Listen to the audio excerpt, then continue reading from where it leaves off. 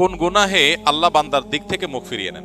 এই বিষয়ে প্রসিদ্ধ একটা হাদিস আছে, নবী সাল্লাল্লাহু আলাইহি ওয়াসাল্লাম বলেছেন, তিন ব্যক্তি এমন আছেন যাদের সাথে কিয়ামতের দিন আল্লাহ কথা বলবেন না, তাদেরকে আল্লাহ তাআলা পবিত্র করবেন না। এই মানুষগুলো যাদের থেকে আল্লাহ তাআলা মুখ ফিরিয়ে নেবেন, তাদের সাথে আল্লাহ কথা বলবেন না, তাদেরকে আল্লাহ পবিত্র করবেন না। সেই মানুষগুলোর মধ্যে একজন হলেন ওই পুরুষ, যে পুরুষ টাকনুর নিচে পোশাক পরে। পোশাক পরে বলতে যে পোশাক উপরের দিক থেকে যায় সেটা টাকনুর নিচে পরে, প্যান্ট, পাজামা, চাদর, লুঙ্গি, জুব্বা, জামা, এগুলো। মুজা যেটা থাকেই নিচে, নিচ দিক থেকে পরা হয়, ওইটার কথা ভিন্ন। তো এই যে মুসবিল যে ব্যক্তি টাকনুর নিচে প্যান্ট, পাজামা, লুঙ্গি ইত্যাদি পরে, এই ব্যক্তি তার সাথে আল্লাহ কিয়ামতের দিন কথাও বলবেন না এবং তার দিকে আল্লাহ তাকাবেনও না, তাকে আল্লাহ পবিত্রও করবেন না।